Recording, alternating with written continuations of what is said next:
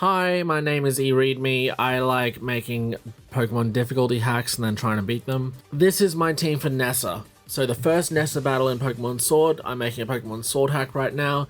I've previously made a team for Milo, the first gym leader, the grass gym leader, and this is my team for Nessa. We're just going to cover the first gym battle today, so not the championship rematch, just the first one here. Alrighty, this team went through a lot of changes. It was actually took me a really long time to kind of come up with it. Originally, I really wanted a Gyarados lead, before I decided to change it eventually to Barraskewda instead. Barraskewda is obviously on her actual team in the game, and it's a lot faster than Gyarados and has almost the same attack, so it's actually a fair bit better, to be honest. Eventually, I also decided to make it a rain team, realizing that Barraskewda had Swift Swim as one of its abilities. That basically necessitated one of my favorite Drizzlemon, Pelipper. I thought about using Ludicolo again, but Ludicolo was on my Milo team, so I decided against it.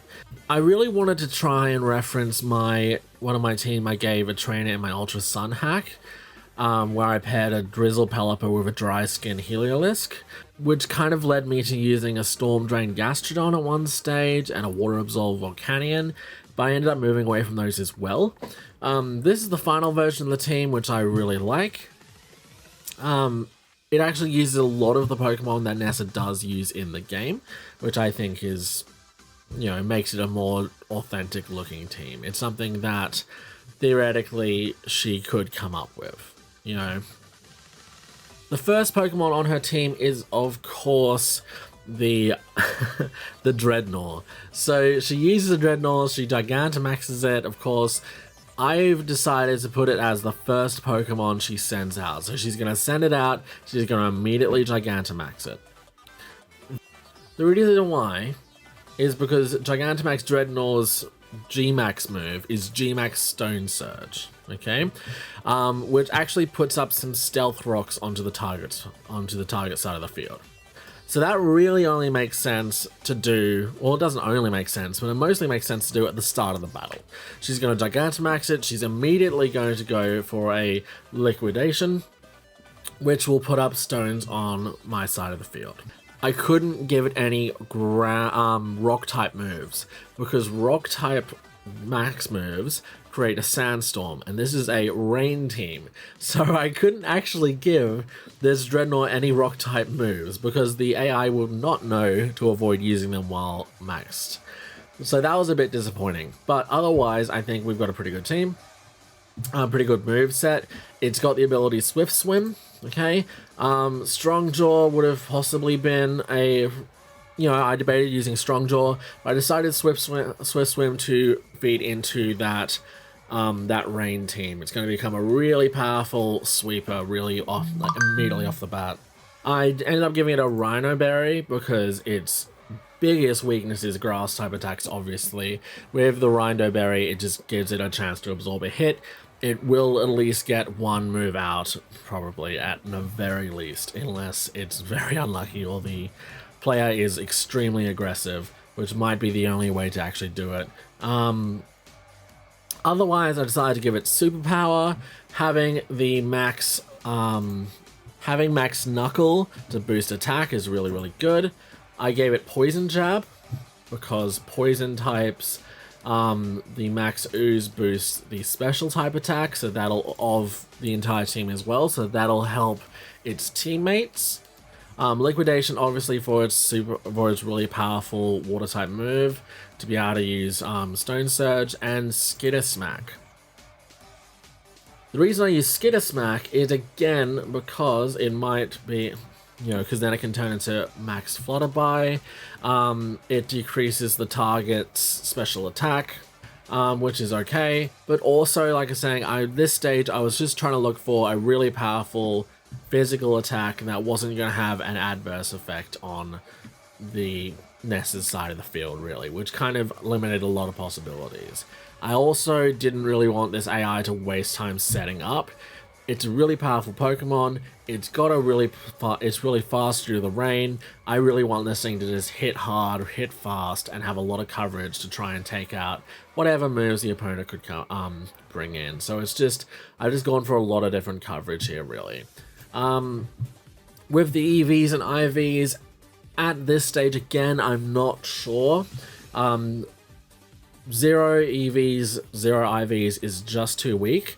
What I'm probably going to end up doing is 15 IVs in every stat, which is what the gym leaders all have in the game usually, and then somewhat influence their EVs. By this stage, it's still a little bit too early to give them perfect IVs and perfectly distributed EVs, I think, but later on in the game and the second Nessa battle, that'll definitely be the case. So the second Pokemon Ness is going to be using, you probably saw it earlier, and I did mention earlier, is Pelipper.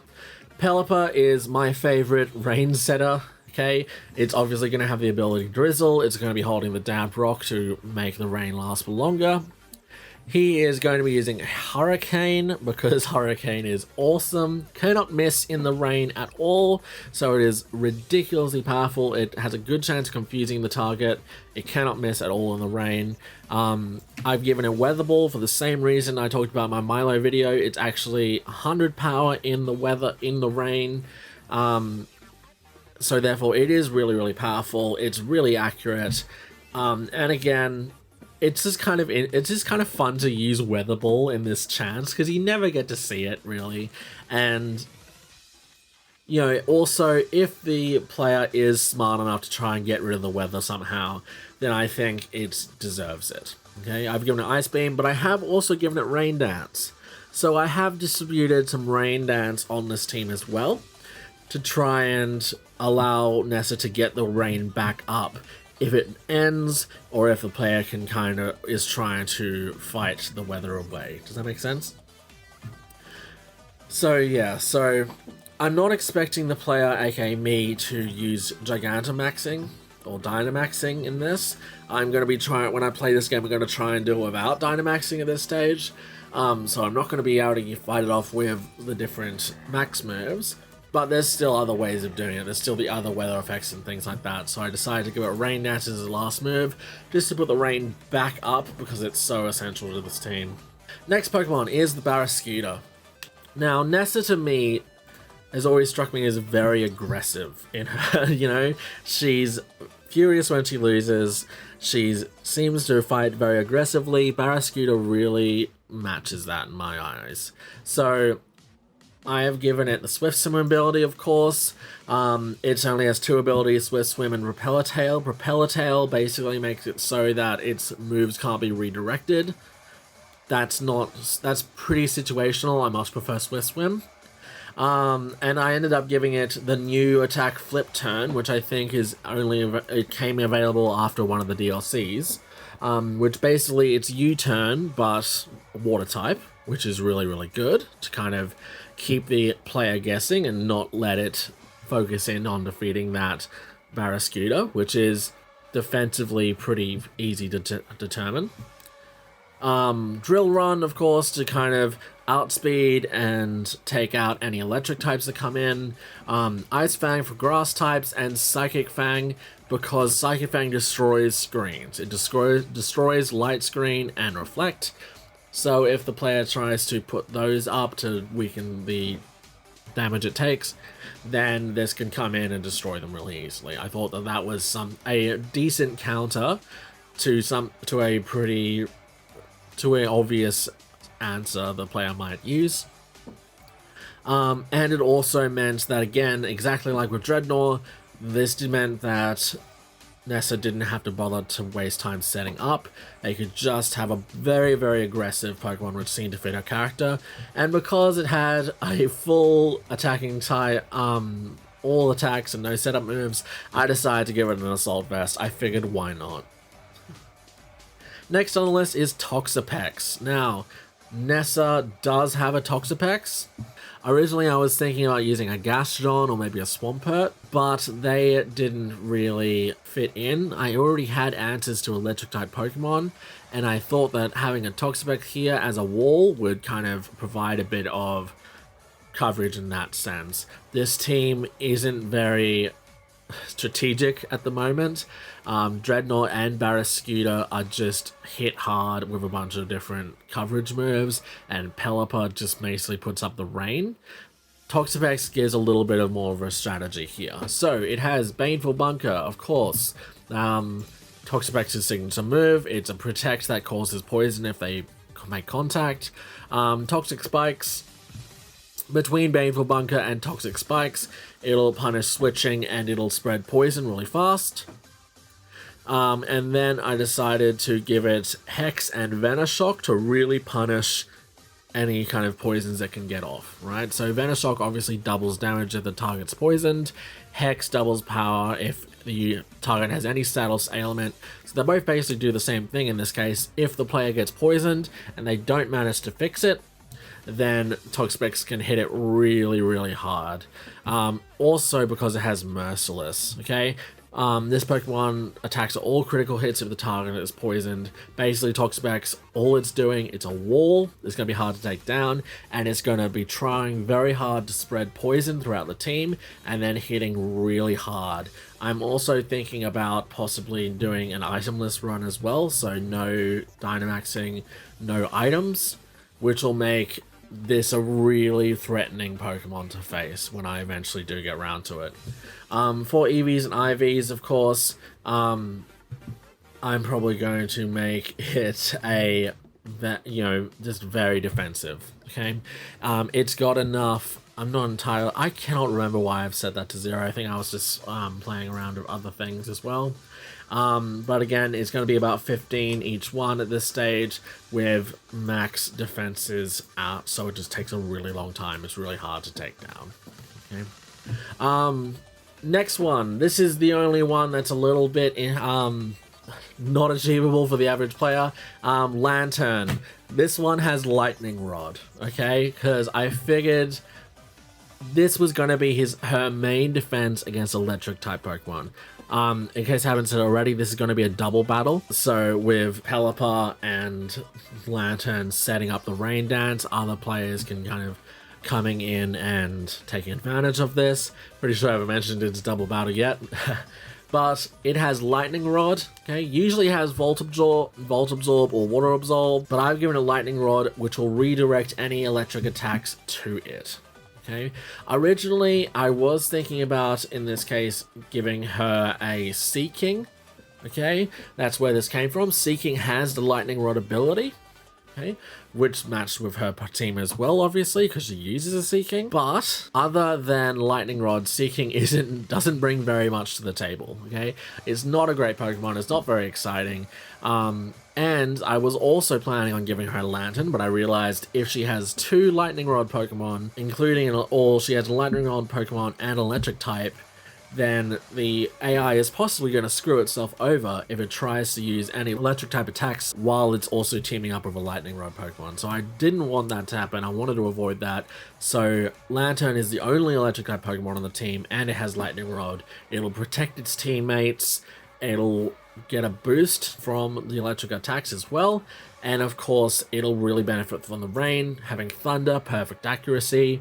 I've just given it Scald. I thought that would be an interesting move. It's very good. It'll help out with Toxapex as well, chance to spread burns, which Hex will double damage as well.